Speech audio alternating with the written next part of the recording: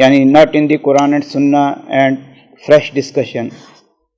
But you also use the example of the Prophet ﷺ buying the land from orphans in Medina and donating it for Masjid Nabwi. Similarly, Sayyidina Umar and Sayyidina Usman.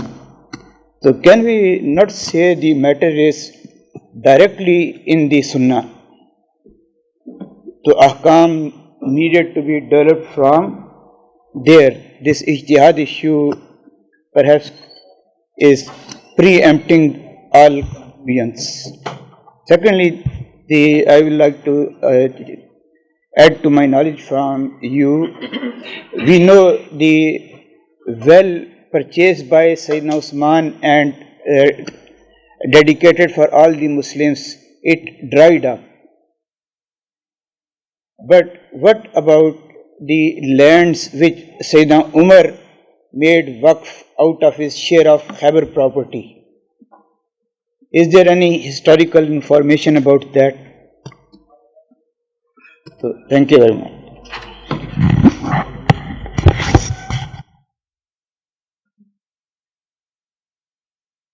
Can I respond or?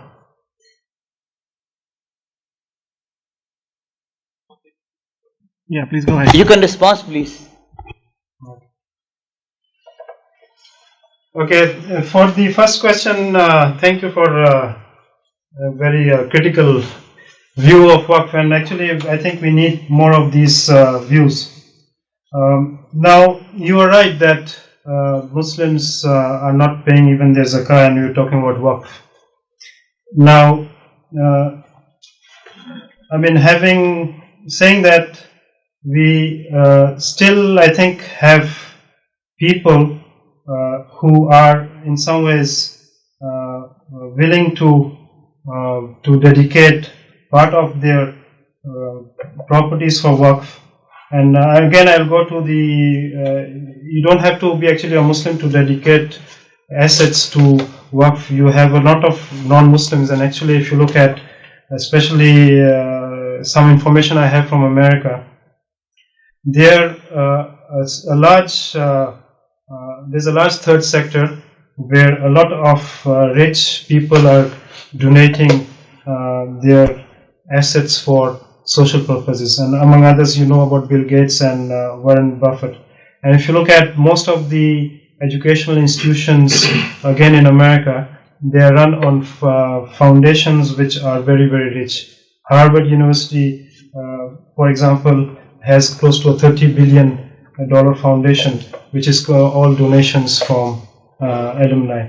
And most of the educational institutions there, the best ones, they have foundations which actually are donations from people. Now, this is very unfortunate that the concept of Waqf, it started in Muslim societies, and there are some studies which do mention that the concept of trust and then foundations, it came to the West through the Muslims, and actually there are some Western writers who have actually written on this, that the trust has origins in Waqf. Now, this is in some ways the status of our ummah, that they have taken our concept, trust, and then they have developed it, and they are being used in so many different ways, even in the financial sector. And we have an institution of Waqf which is unfortunately, we have, as I mentioned, a dead institution. Now when we create, we cannot even create a Waqf in our own countries. We have to create a trust. And this shows that in some ways the West, they have changed the laws according to the needs. When we issue a sukuk, we have to do it by creating a trust. And this is the same trust which has origins in a Waqf. And this shows that the stagnancy of our scholarship, and also stagnancy in the laws we have. Now, I still believe that there are a lot of people, of course there are a lot of people who don't pay zakah to government bodies, but there are a lot of believing Muslims who pay their zakah maybe personally, and there are a lot of people who want to dedicate a part of their properties for Waqf. Now, traditionally, this has been done by giving away land. And I think during contemporary times, this is very difficult because land is increasingly becoming scarce. So we have to think of new ways, and this actually relates to Dr. Tahir's question also about ijtihad, that we have to include new assets which can be dedicated as Waqf. Cash is of course one, and there can be other things. For example, copyrights. If somebody is writing a book, whatever income comes from the book can be dedicated as Waqf instead of the author taking the returns, can give it for Waqf.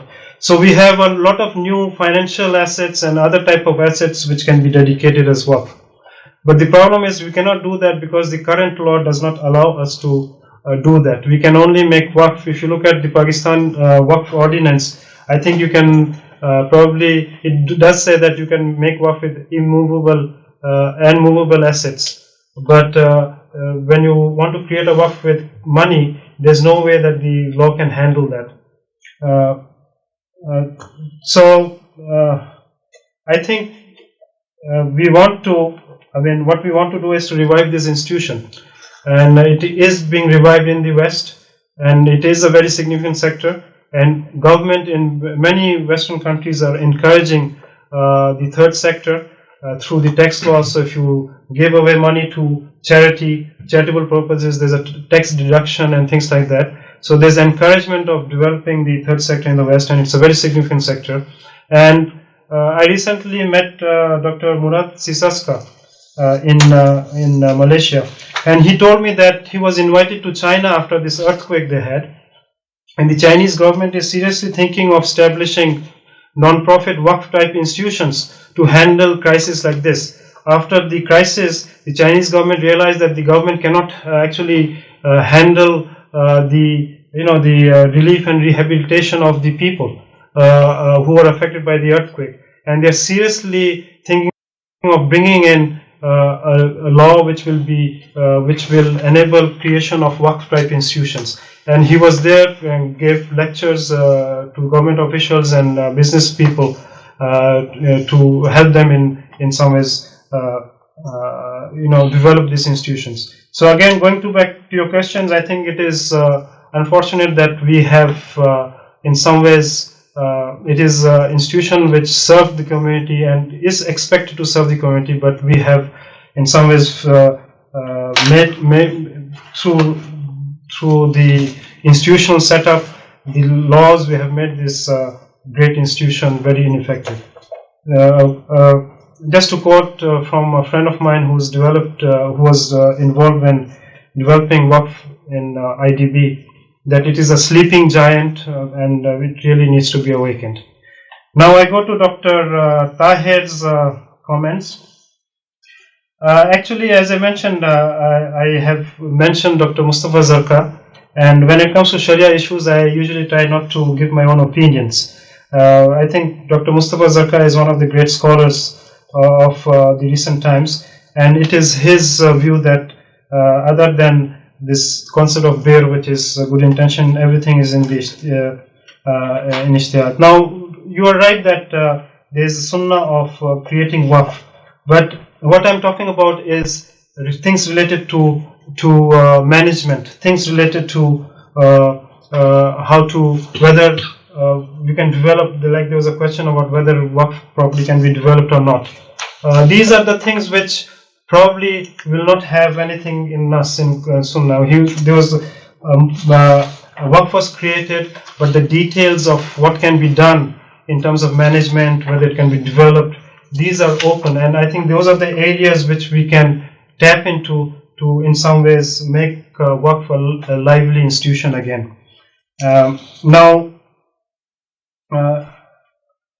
I think the second question about, I really don't have any answer about what happened to the Khyber land. When I was in Saudi Arabia, I tried to ask this question to some people, but I didn't get any answers from that. So I really don't know what is the status of this land in Khyber. And as for the well, as you mentioned, it has died up. And with the growth of especially Makkah and Medina, as you have seen, I think we probably don't even know where that well used to be in Medina, probably under one of the hotels which are surrounding the Masjid al-Nabi. I don't know if I've answered your question, but that's my response.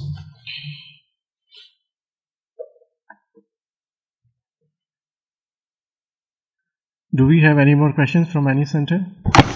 Okay.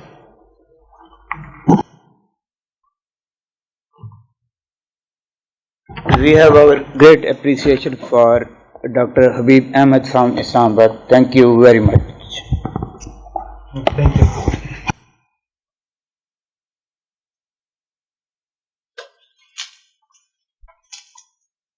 Do we have any more questions from any other center?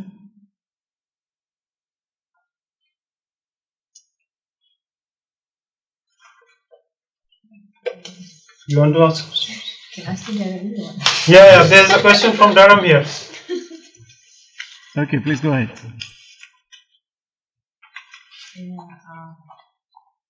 Thank you, Mr. Habib.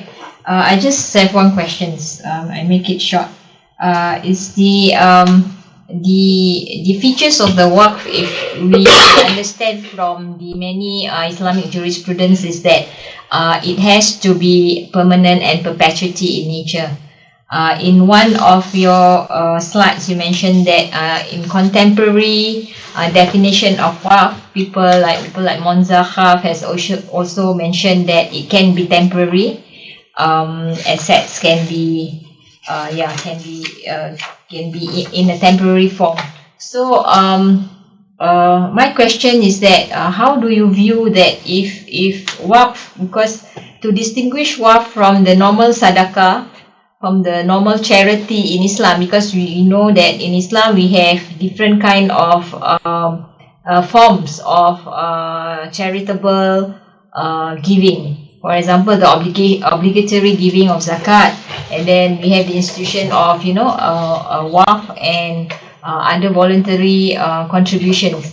So to remove that feature of permanency might blur the definition of Waqaf. And secondly, I think that I want to know how, because if it is temporary in nature, then there may be laws affecting the beneficiaries and so on, because you make it temporary and so on. Then there's a lot of other issues that can be evolved through changing of that definition. Thank you. Yeah, it's a very, I think, good question. Again, because it's a Sharia issue, I usually refer it to the other scholars. And as you mentioned, Dr. Monzakhaf is of that opinion, and he has, I think, got it from some fatwas from some organization in Kuwait. Now, as for temporary Waqf, the logic is that if you define your beneficiaries who will not last all the time. For example, if you define that, if you say that I will I dedicate this property to finance the education of such and such people. You define 10 people. Now, once the education of those 10 people is completed, then the objective of the Waqf becomes obsolete.